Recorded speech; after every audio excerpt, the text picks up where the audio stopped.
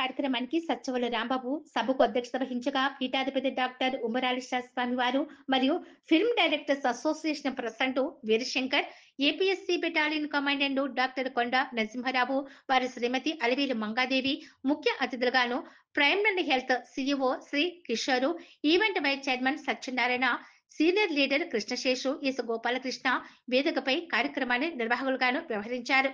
వివిధ రంగంలో సమాజానికి విశిష్ట సేవలు అందిస్తున్న 25 మందికి పీఠాధిపతి డాక్టర్ ఉమ్మరాళి శాస్త్రి వారు అమృత హస్తములతో సాల్వా కప్పి మెమోంటోలో బహుకరించారు. విశ్వగురు వరల్డ్స్ రికార్డ్స్ అధినేత రాంబాబు మాట్లాడుతూ, వారు ముక్కుతో ఆర్ట్ వైట్లో మహానేర్పరి.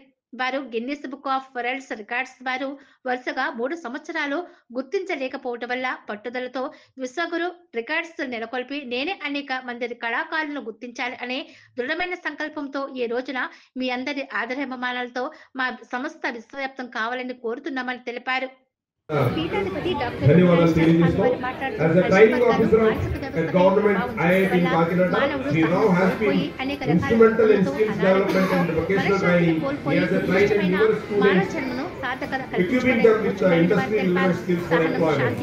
Apart from his official కుటుంబ వ్యవస్థలను, సామాజిక వ్యవస్థలను అనేక అనాథలకు దారితీసే శారీరక, మానసిక ఆరోగ్యం క్షీణించి రచించకపోతున్నారని వారు వెల్లడించారు. East Godavari district Sri Balakrishna has been recognized అనే రహస్యాన్ని గ్రహించారని, అటువంటి a prominent business from Karnataka, Sri Subbarao Services and the president of Padmasani Sanchana Sangam, through his role he has championed the social and economic development initiative, particularly focusing on the welfare of the Padmasani. The medical camps offering free health checkups and treatments to underprivileged population. The medical camps offering free health checkups and treatments to underprivileged population. As a chairman of Acharya Junior College, Sri Government has played a key role in the shaping the education sector in Kakinada, holding an embassy in Northern Chemistry as he leads in certified ఎందుకంటే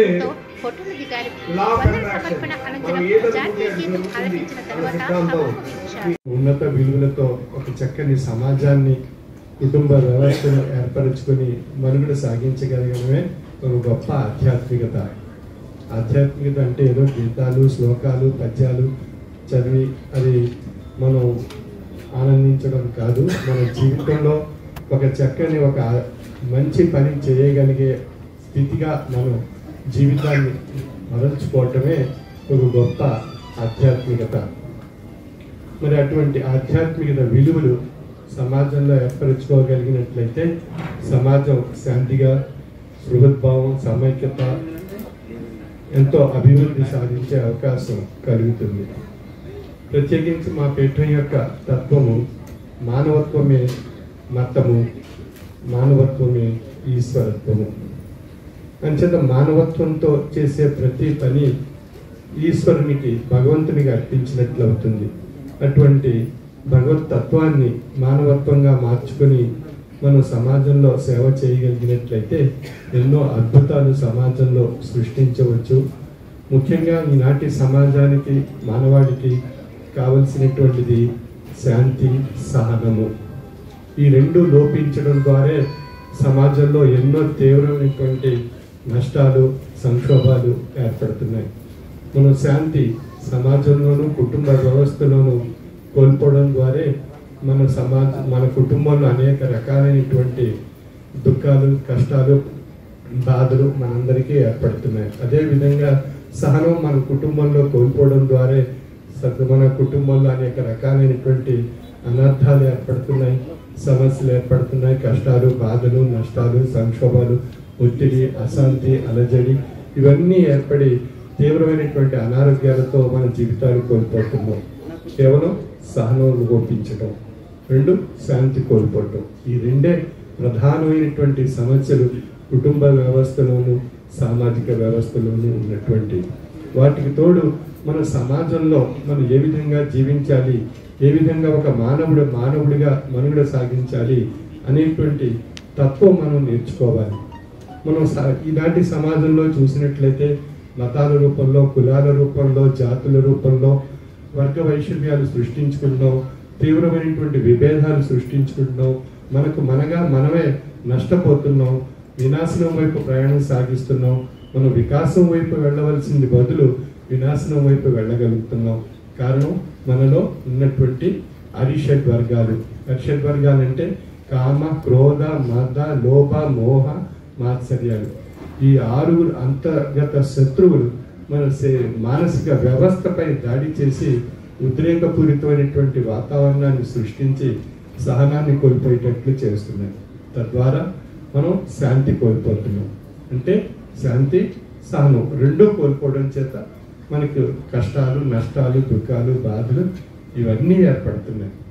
కాబట్టి అటువంటి స్థితి నుండి మన యొక్క మానసిక వ్యవస్థను ఒక సవ్యమైనటువంటి దిశలో మానవత్వపు విలువలతో మనుగడ సాగించేటువంటి దిశగా మన మనసుని చక్కదిద్దుకోగలిగినట్లయితే ఆధ్యాత్మిక, తాత్విక జ్ఞాన మార్గం ద్వారా మనలో ఎంతో మార్పు వస్తుంది. మానవుల్లో ఎంతో గొప్ప అద్భుతమైనటువంటి శక్తి ఉంది.